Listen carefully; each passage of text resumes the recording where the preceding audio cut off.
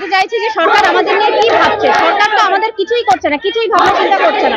সরকার আমাদের নিয়ে কি করবে, আমাদের চাকরিতে ফেরত পাঠাবে কিনা, সেটাই আমরা আজকে এখানকার আধিকারিকদের কাছ থেকে জানতে চাইছি। সুপ্রিম কোর্টের ভার্ডিকের ৪৫ নম্বর পয়েন্টে যেখানে স্পষ্টভাবে বলা আছে, যারা সিবিআই দ্বারা এবং এসএসসি দ্বারা আইডেন্টিফাইড তাদেরকে মাইনে ফেরত দিতে হবে, অর্থাৎ তাদেরকে একটা লিস্ট প্রিপেয়ার করতে হতো। বলা হয়েছে নতুন সিলেকশন প্রসেসের কথা, তার জন্য তাহলে যোগ্যদের একটা লিস্ট তৈরি করতে হতো।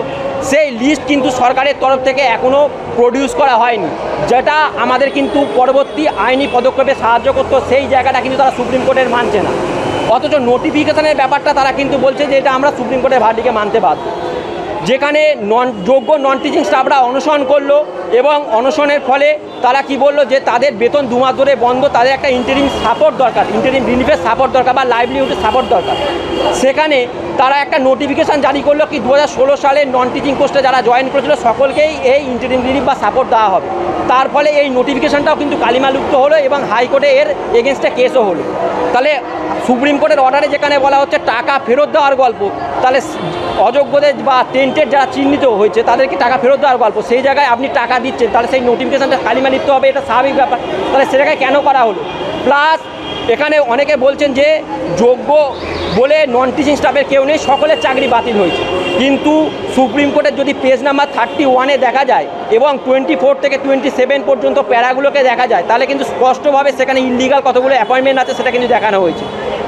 কারণ যোগ্যরা স্কুলে ফিরতে পারেনি, তার কারণ হিসাবে যদি MA অ্যাপ্লিকেশানকে দেখানো হয়, তাহলে তার দায়ভারও কিন্তু প্রত্যক্ষ বা পরোক্ষভাবে সরকারের। কারণ সরকারের এই সমস্ত প্রকল্পগুলোকে ইমপ্লিমেন্ট করার জন্য নন টিচিংরা কিন্তু দিবারাত্র স্কুলে কষ্ট করে চলেছে, কিন্তু তাদের বার্তাটা কিন্তু সুপ্রিম কোর্টে ভালোভাবে তুলে দেওয়া হয়নি বা তাদের বিষয়টাকে সুপ্রিম কোর্টে ঠিকভাবে তুলে ধরা হয়নি। তাই তারা কিন্তু এই 31 ডিসেম্বর পর্যন্ত এক্সটেনশন পায়নি। আর সেটাকে বেস করে সকল নন টিচিংকে গুলিয়ে দেওয়ার যে চেষ্টা, সেটা কিন্তু কোনোভাবেই ঠিক নয়। যোগ্য নন টিচিংদের সম্পর্কে কিন্তু আপনাকে স্পষ্ট বার্তা সরকারের আধিকারিককে দিতে হবে, এটা হচ্ছে আমাদের দাবি।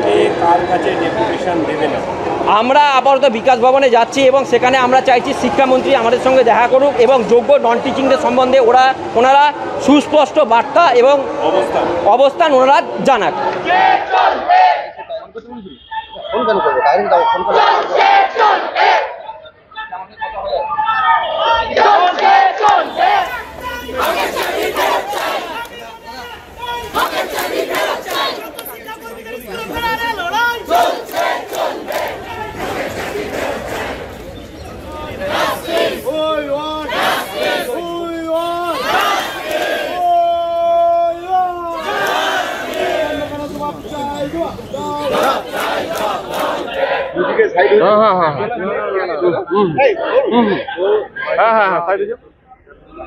সাইডে যাও, ওদের সাইড হয়ে যান, যে যেমন পারবি।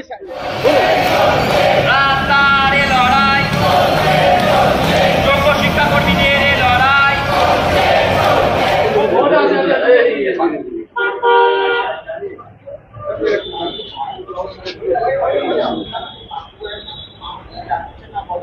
Yeah.